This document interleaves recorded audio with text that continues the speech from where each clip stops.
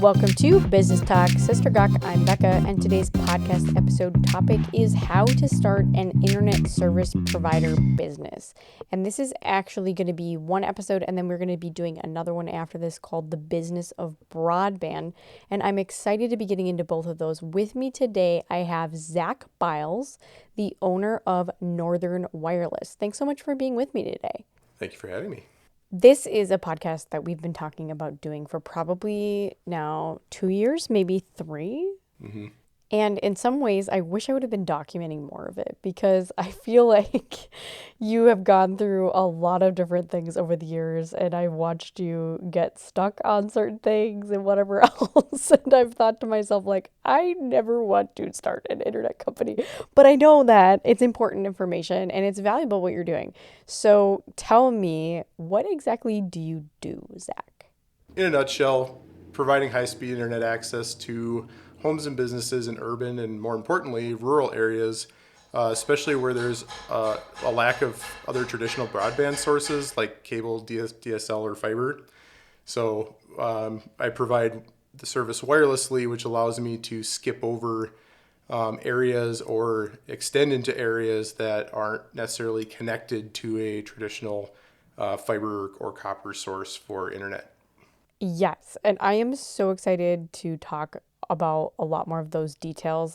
But first, let me just put a quick plug. If you are hearing any background noise, it's because we are trying to get a handrail on our stairs today and we cannot stop the progress. So please forgive us. Give us a little grace there. As you know, we have been working on a building, or I have anyways. And if you're wondering about all that, listen to the episode right before this and the one right before that, because there's a whole bunch there. Okay, so getting back on topic, you mentioned a little bit about copper wire, but you do something that's a little bit different than other traditional Wi-Fi providers or internet companies.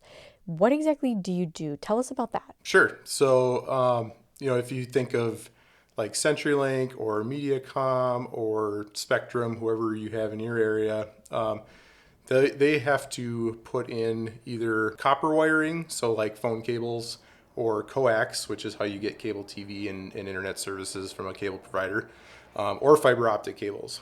And they either have to string them up on telephone poles or put that in underground, which kind of both have their challenges. Obviously, there's only so much space on telephone poles to add new services because they get overloaded and then they start breaking. The power company gets upset with you. And then putting the cables in the ground, whether it's copper or fiber, gets expensive based on the area that you live in. Ground and rock can be very rocky or just hard ground, which makes it really hard to trench the cables underground. And there's obviously some other pros and cons to doing one way or the other. If you're putting it up on poles, you have trees that blow down in the wind. You have ice storms, especially in northern areas of the United States or of the world, and so a lot of potential for damage running cables above ground. That's why most providers now, any new build is generally done underground. But then you have the trouble of, especially in our area, we have a lot of rock, we have a lot of very hard soil. And obviously in the wintertime, you can't dig. You can't dig either because the ground is frozen. So that really reduces the amount of time you can spend building your network if you have to put it underground. Right. So do you do any of that? Currently, no. So currently everything that I build is wirelessly delivered. So we have a number of towers around the area that we've built or lease space on. And we put up long distance radio links is essentially what that comes down to. And those can all interconnect with each other, so tower to tower, and then from each tower, similar to how you get your cell phone service, we put up large access points which broadcast that wireless signal within a certain radius around the tower, and that can be anywhere from a mile to, say, 5 miles from a tower site. And then there's a receiver that goes on your house or business which receives that signal and then connects to your traditional Wi-Fi router in your house to connect all of your phones, your laptops, your computers, and those sorts of devices. So is that what you would call a mesh network then? Mesh is a little bit more of a specific term to a specific network topology, like how the network connects amongst itself. So there are certain areas of my network that are considered to be a mesh because they interconnect amongst each other. The majority of the network, though, is actually either point to point or point to multi-point is kind of the more technical term for that type of network. So you have like, either a tower that's connected directly with another tower or the access points that are servicing actual customers are considered point to multi-point. So you have one point on the tower is connecting to multiple other points being each house or business. So what is the difference between this and fiber? Is one better than the other? And why did you decide to go this route? So it's not exactly a better or worse conversation, unfortunately. So there's pros and cons to each, obviously, as there is in most any situation when you're looking at different solutions. I equate putting fiber in the ground to going and buying a Porsche to do off-roading. Doesn't really make sense, right? So Okay. so and I'll get to why I would consider that. So fiber is very expensive to put in the ground for all the reasons we talked about before: stringing on poles, trenching it underground. You're talking anywhere upwards of $50,000 to $60,000 a mile to put fiber in the ground, and that doesn't even include hooking up houses. That's literally just the backbone to bring it through an area, up the highway to the next town or whatever. Doing it wirelessly, I can connect any 2 points that I want as long as I have a line of sight between them. So that's where kind of the towers come into play. High points, whether they're hills or in our area, a lot of mine dumps, work really well because you can get high points between two cities. So, for example, I could link Chisholm to Virginia fairly easily for a few $1,000s versus how many tens of thousands or you know more dollars it would cost to actually bring a line of fiber from Chisholm to Virginia at, if it's 20 miles, we're talking significant funds to connect those two cities where I can do it for a fraction of the cost. The advantage of fiber is it's a little bit more future proof. You can carry a lot more bandwidth across it. So it works really well for backbone pieces of the network. So if you are connecting like two regions together, you're trying to connect Minnesota and North Dakota, you're not going to do that wirelessly.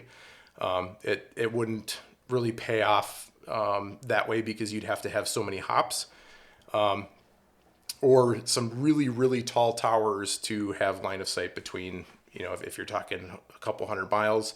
I know it's been done. I've read some stories of people who have done some really crazy long distance things between mountains, like out in the Rockies and things like that, where they have really high points that they can see from one end to the other. Not physically see, but the radios can point at each other and get a signal between them. And so that's where kind of what I do is I'm able to get into areas that have no other connectivity, or jump over areas that already have connectivity to get to a new area without having to bring fiber all the way from where my network exists now to that new location. For example, we've got connectivity up in the Britt area, and Britt's connected to Side Lake, and Side Lake then is able to connect back through Chisholm, which is where kind of the head end of the network is right now. That is all done. So that's a matter of probably 20 or 30 miles. That's done with 3 wireless links versus it would have cost, $500,000 probably to bring fiber all the way to Side Lake to connect that community. And we were able to do that for, less than $50,000. Yeah, yeah. So the cost savings is significant. Yeah, I think that sounds significantly different in terms of a cost perspective for sure. And I just want to make sure I have the numbers right. You said 5, or what did you say, 50,000 per mile with fiber, or what was the number there? Yeah, it varies again based on the area of country that you're in or whatever, but that's kind of an average cost. Okay. And what would you say per mile with the system you have? It can be as little as $100 depending on the amount of throughput that you need through the network. Yeah. And this is the thing that I'm excited about, because Zach, you've been doing this for a while, and I feel like the majority of the things out there, when they talk about broadband and the need for broadband and we got to do stuff, it's like, I mean, Google has even stopped digging fiber because they were like, this is just not cost effective. And I think that people think that, like you're talking about, they need the Porsche, but what is like that aspect of what is typical for people that they need, and what do you see happening right now? Sure. So, I can speak mostly for my network. Our most common plan in the network is 25 megabits per second. So that is, a gigabit per second, which is what, you see all the ads, you need gigabit, you need fiber, etc. That's 1,000 megabits per second. So a very small fraction of that being the 25 megabits per second is kind of what the average I see in my network, that most families are satisfied with that level of service. The you will get the occasional person that has multiple smart TVs. They want to stream in 4K on 6 devices at a time. Obviously, you're going to need a little bit more bandwidth for that. But the average person, they're using some Facebook. They're doing email. They may have a movie streaming in the background, or even two at a time. That 25 megabits per second, or even 50 megabits per second, is plenty of bandwidth for that type of usage. And I have so many more. Okay, we're just going to pause on that because we're going to move to the business of broadband episode to get a little bit more into detail around like what you're seeing is actually happening. And so I'm excited about that piece, so stick around for the next one. But how does like the one set up an internet company? What does that look like? Yeah, so there's a few different pieces of it. There is a piece to register with the FCC, or the Federal Communications Commission. So that's with the federal government. You will get what's called an FRN, just an ID number with the FCC. There's some specific reporting requirements around broadband because of all the hype around it. If you've heard of the BDC, or the Broadband Development, forgive me on the acronyms, but essentially it's reporting for every internet company in the country has to provide information on what census blocks they provide, or not even census blocks, but what they call them locations, but it's basically every address That you're providing internet to. Okay. And what your speeds advertised to those addresses are, and has to be serviceable within 30 days, that kind of thing. So the idea behind the BDC is to get a good picture of where are we truly with broadband in the United States. Which addresses are serviceable, not serviceable, what type of access do they have, what medium of access, so is it fiber, is it wireless, is it copper. And so that has to be filed twice a year with the FCC, and then there's a process that customers can actually go through to challenge that, which is kind of an interesting process, and we can kind of get into that more in the next episode as well. Oh, I'm excited about that. So the once you get that kind of registration process done, it's a fairly simple process. You would kind of need to decide what type of medium you're going to use to provide services. So are you going to do wireless, like I do? Do you want to pursue fiber, copper? There's actually some new technologies coming out with light-based radios, which I'm finding kind of interesting. I've started looking at those a little bit.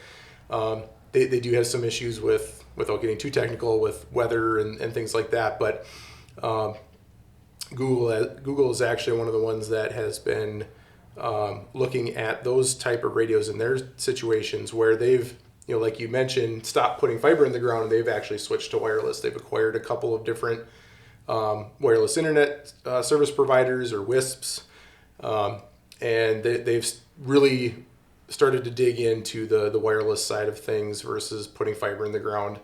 Once you've kind of made that decision, you get a whole laundry list of different manufacturers that you can use for equipment, whether it's switches, routers, wireless radios, transceivers for your optical type networks. And then looking at like the network design. How do you want to lay out your network? What areas is it going to serve? Are you going to service businesses only? Are you going to serve residential and business? Do you want to be a transit provider, meaning you connect providers to other providers? So they're like an example of one of those type of providers is the Northeast Service Co-op. They do not Okay. provide direct access to anybody but schools and government, but they also do what's called that transit connectivity between like regional providers. Like if CenturyLink needed to have a connection to MediaCom for some reason and they couldn't do it on their own, they could utilize a provider like Northeast Service Co-op to lease their fiber or connectivity across their network to get from one area to another. Okay, so do you have to have all of that figured out when you apply for your status with the federal government? Nope. So the only real thing that you tell the government you're doing is that you're going to be an ISP, that you're going to be selling internet services, and whether or not you will also provide phone service. So I do not currently provide phone service, so I didn't have to fill out that portion of the registration. I just do internet services. But there are some other stipulations if you do phone services with like E911 and those kind of things, because that's people rely on that for in emergency situations. Okay. So it makes it a little bit more complicated. Yeah. Okay, so let's talk about getting internet to give to people. Where do you even do that? So that's where things can get a little bit tricky, especially based on your location. So here in Chisholm, we don't have a lot of options for providers. Like it's better than some areas, but not as good as others. We currently have a couple of regional providers. We have CTC and Paul Bunyan. They're what we would consider a regional provider. So they're, kind of this state, this area of the state. Like there's not really a specific distance or anything, but they only exist in Minnesota and within kind of a regional area. So how do you even like find who taps that? Like they have a port of rental you can get to and use some of their internet or whatever. So you just have to call them. Like if it's that's kind of how we got connected with CTC currently. There's not really public fiber maps. Most providers don't publish their fiber map. They will give you kind of general areas that they have services in. So that's usually a good starting point to start making phone calls and say, okay, I see you have services in whatever city, Hibbing, Chisholm, Virginia, where can I be to actually get a connection from you? And like for your business of doing Wi-Fi or Yes. internet. So is it like where companies will just say, let's just say it was another state or whatever, and they have a pretty big network, and you were a small business, and you said, we want to be an internet provider. We would like to license some of your bandwidth, let's say. Mm-hmm. Is that the correct terminology, first of all? You're just purchasing bandwidth from Yeah, them. okay. Do they ever kind of have this like monopoly rule where they're like, no, we don't sell to anybody? So they can, and there's a couple instances where there's a way to file to be a certain status or certain designation with the FCC called a CLEC. So you have an ILEC, which is an incumbent local exchange provider. So that would be like your CenturyLinks. Like they are the ones that, or Quest back in the day, or AT&T, Bell. Mm-hmm. They built all the copper networks for the phone systems in the past. And that's what all the DSL services now reside on, as well as your phone service. Mm-hmm. So they are considered an incumbent provider because they already exist in that area, and they basically paid to put the facilities in or had government grants at the time to put those facilities in. You can apply to become a CLEC, which is then they have to lease you resources on their network, but there aren't really any stipulations on how much they can charge you and like what exactly they have to give you. So it's pretty vague, and it can be really difficult to like work with them, especially if they're heavy in an area and they're already kind of like either breaking even or not making a lot of money on stuff. they're not going to be as likely to lease you space on their stuff, or they're going to make it really expensive to make it more difficult for you to go and resell services on their backbone, Network. basically. Yeah. Well, and that's kind of what I was wondering about. But that seems like to be almost like some sort of antitrust or monopoly kind of concern, right? Yeah, a little bit. The same thing goes for how the grant funding is kind of laid out now with fiber builds, right? A company will bid on an area. They'll just determine how much it's going to cost them to build out into that area and service X number of homes. They'll submit that to the government. Government gives them either approves the grant or denies the grant. If they approve the grant, they have to use those funds to deploy in that specific area. But there's designations for those areas called either served, underserved, or unserved. So it's kind of like three categories for a given area or census block. Where if you're served, that means you have over a certain level of service. So 25 megabits down to 3 megabits per second upload is available to you. The underserved is if you have less than that, but you have something, whether it's DSL, cable, or fiber. And then unserved is if you have no options, or it's like wireless or satellite are your only options. Okay, so we're gonna kind of come back to that a little bit more in a bit, because I want to first talk about this in this episode. So you are completely, I would call, bootstrapped, right? Self-funded. Why is that? Primarily because the technologies and things that I use to build my network don't usually allow me to qualify for the large government grants that they're paying for these fiber builds. Mm-hmm. So most of the ways that the grants are written, it has to be fiber being built out.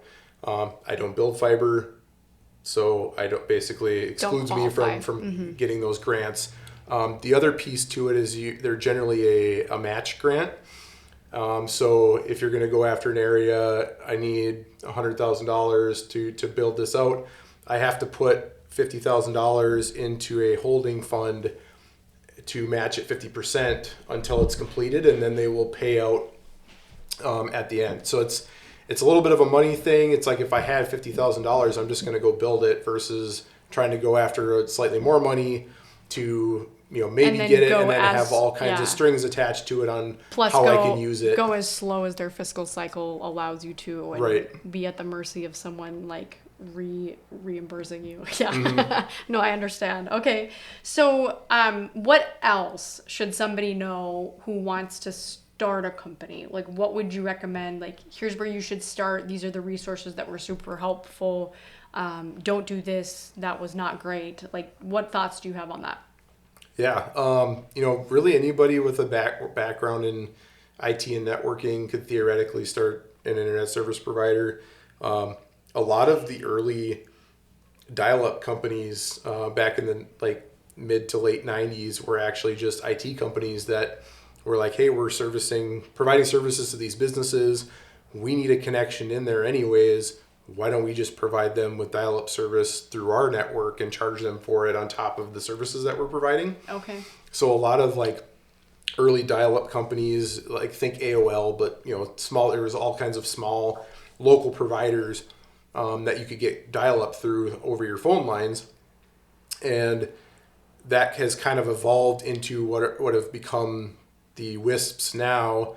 A lot of them converted from doing dial-up to doing wireless because you could get similar speeds without all of the headache of dealing with the phone providers and everything to get on their exchange to make sure you could connect to all the customers you need to connect to and that kind of thing. Yeah. It was very regional. And so having just general networking knowledge, being able to, work with switches and routers, if you're going to go the wireless route, obviously some RF experience, whether working with microwave or millimeter wave radios or ham radio operators, a lot of times, we'll get into this space as well. Which they already have a certification, right? Mm-hmm. Yeah, so they kind of have a little bit more knowledge because they had to be certified in order to even use the ham radio. Yeah. Okay. No, that's good to know. And so what would you recommend? Are there any online resources or things you read that helped you? Yeah, there's a couple of kind of like community groups. One that I've been a part of a real long time is called the Brothers Wisp. They actually have a podcast. I've been on their podcast a couple times talking about various different topics, but they're very like ISP focused. A lot of them are actually now transitioned from being wireless only to either a hybrid wireless and fiber or completely fiber in some cases. So that's a lot of, it's kind of a natural progression. You outgrow what you can do with wireless technologies. You start to build, backfill your network with fiber where you're able to, based on cash flow and everything else and where it makes sense. And then you can take all that equipment that you've deployed fiber and go put that at the edge of your network and extend further. So that's a really great resource. There's a lot of great people in that. They have a Slack thread and some different things where people are really open with information. People ask questions all the time. Hey, I have this problem. What have other people done to solve this problem? And everybody's quick to jump in with, suggestions or, hey, this worked for us. This didn't work for us. There's a couple of other like larger groups. There's WISP America, which is more of like a conference, but there's the like primary like sponsor / organizer of that is WISPA, and they actually have like lobbyists in Washington and things like that, and they're trying to help like WISP be able to qualify for those grants, like get Congress and everybody to adjust the way they're writing the rules for all these grants and saying, hey, look at what all these other providers are doing and how much further they can go with those funds and much faster. That everybody's complaint is, well, it's going to take years and years and decades to deploy fiber throughout the entire U.S. And that's 100% true. We have a very large country and a lot of rural space where it might be 5 miles between homes, 10 miles between homes when you get into like states like Wyoming and Idaho and more rural areas where you're never going to have a return as if you're CenturyLink or Lumen. I have to build 3 miles of fiber at say $50,000 a mile, so it's going to cost me $150,000 to give internet to one house. To give internet to one house. Who's going to pay like what, $100 a month or whatever, bucks, yeah. $50 a month for in perpetuity, but there's never going to be a return in some of those situations, so those people will just never have service without the government funding kind of covers or bridges that gap a little bit, but when you start to really look at the numbers of what would it take to literally connect every home in America, it's astronomical. Yeah. So let's transition now, because join us for the next episode, because we're going to talk way more about the business of broadband. But tell me a little bit about an experience you had with visiting a customer and having no branding, because we're going to transition to the gawk portion of this episode. Sure. So we were looking at a new tower location because we had an existing location that the customer didn't want to host a tower anymore. And so I had reached out to some of the existing customers and said, hey, would somebody else be willing to let us put a tower in your yard? That's how most of our towers have gone up. So like, don't own any property, but we'll lease land on somebody's property and they get free internet for hosting a tower. So I was checking out this tower. I got permission from the guy. He was off in Alaska at the time and wasn't able to meet me there, but said, yep, go ahead, walk around, take pictures, whatever you need to do. So, nice sunny morning in the fall, walking around, kind of taking some pictures, looking around it was actually on a lake. So kind of checking where it might make sense to put a tower. And there was the neighbors I could kind of see out of the corner of my eye. They were standing in their doorway and they got a big glass windows in the front of their cabin, kind of looking at me a little bit funny. And, I just kind of keep going about my business. And then I start seeing the cell phones pull up, taking pictures of me walking around. I was like, oh, great, here we go. So I finished up what I needed to do and started heading back to my truck. And then I see him in the back door as I'm like pulling out of the driveway, snapping pictures of my license plate and everything. And well, of course, I didn't have any branding on my truck at the time. And so I was like, oh, they probably think it's just some weirdo coming and scoping out a property or whatever. But since that has really accelerated my marketing plan, and I now have branding and so you don't get arrested. Yes. That'd be a little awkward. Yeah. No, yeah, that's a good tip to anyone who is trying to start an internet company. Get some branding. And I know you have another story about that, so let's save that for next time. But how can people find you? Yeah, so main website, northern-wireless.com. It's got information on, what services we offer, where services are where kind of our coverage map, and how to sign up for services, also right on that main page. That's a great spot to go. Oh, and I tried to convince Zach that ramping up his marketing is important. And so he should track how many people actually listen to this episode and then actually get internet.